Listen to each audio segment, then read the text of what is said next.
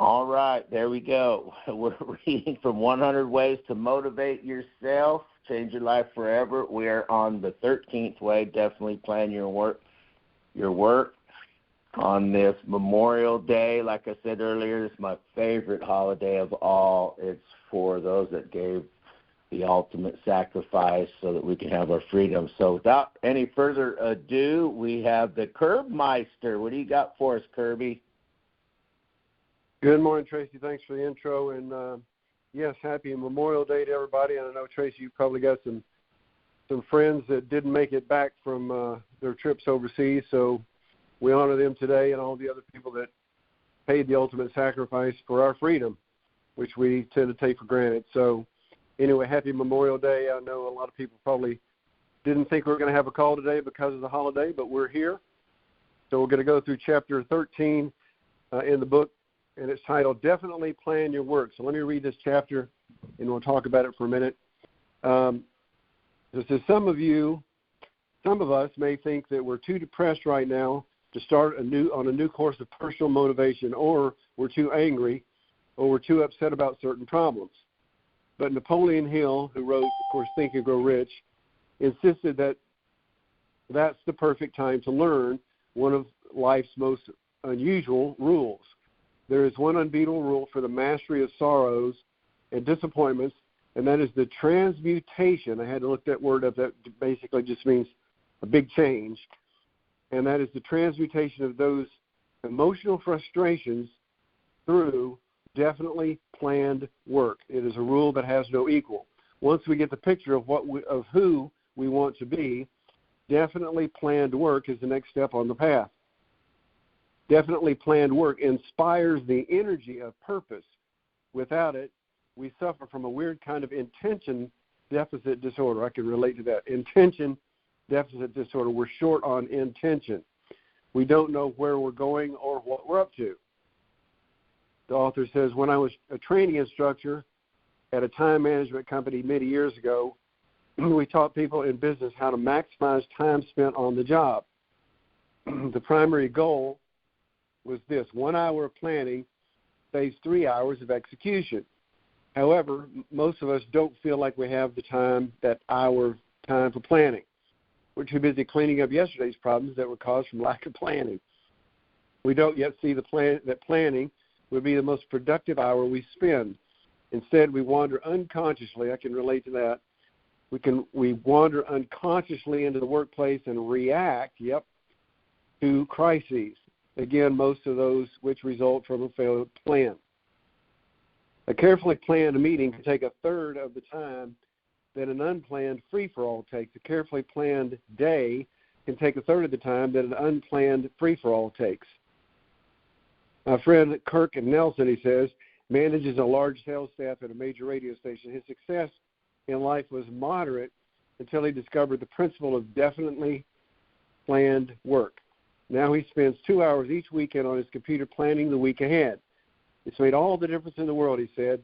Not only do I get 3 times the work done, but I feel so in control.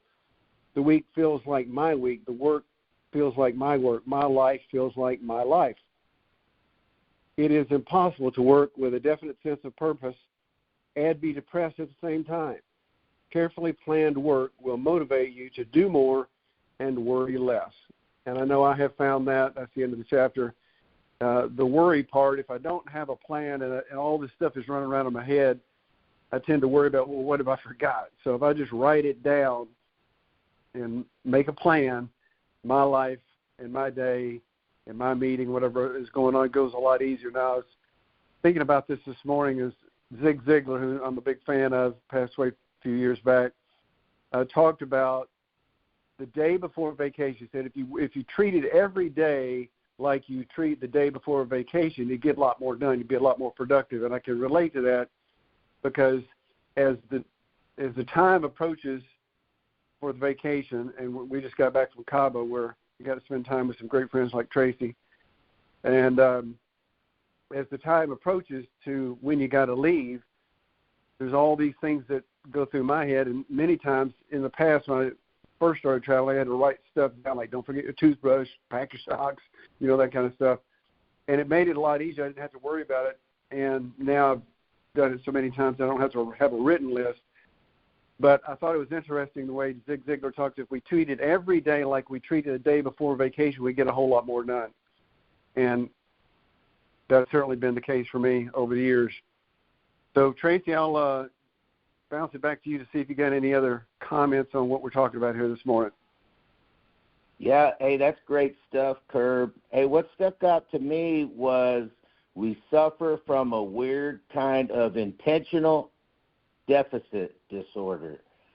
So I was there for 5 years after my injury. I had no intention of doing anything. I was just floating around like a ship without a rudder, a sail, or anything. Get up, hey, whatever the day breezes by, that's what I'm going to do.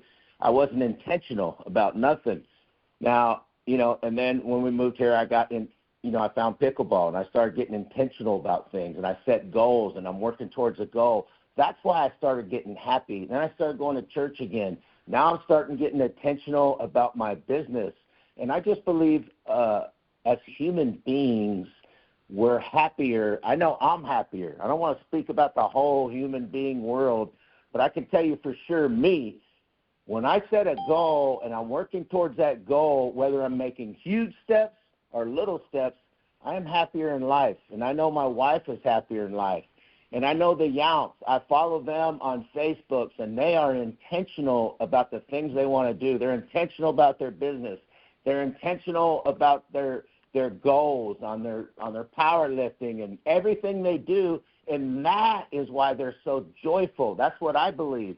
Intentionality is so key, and I just didn't realize that for so long, and so I love this chapter. And with that, I'll give it back to Curb for a final few words.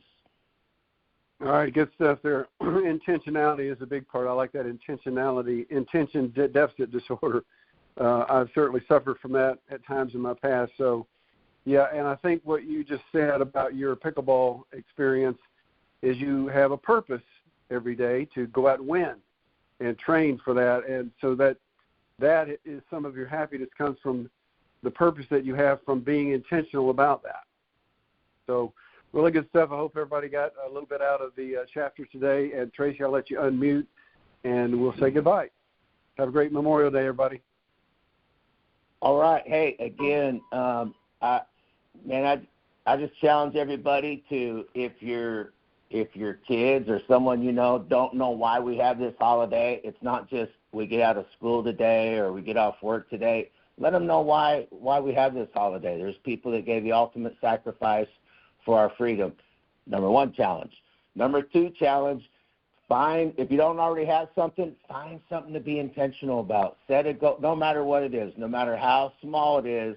I challenge you to find something to be intentional about and just set that goal and go one baby step towards that goal today. So let me go ahead and unmute real quick. I knew it. Thank you. All right. Hey, everybody have a good week. Thank you so much. Thank you, Tracy. Happy Memorial Day, everybody. All right. Bye-bye. Bye-bye now. Thank you.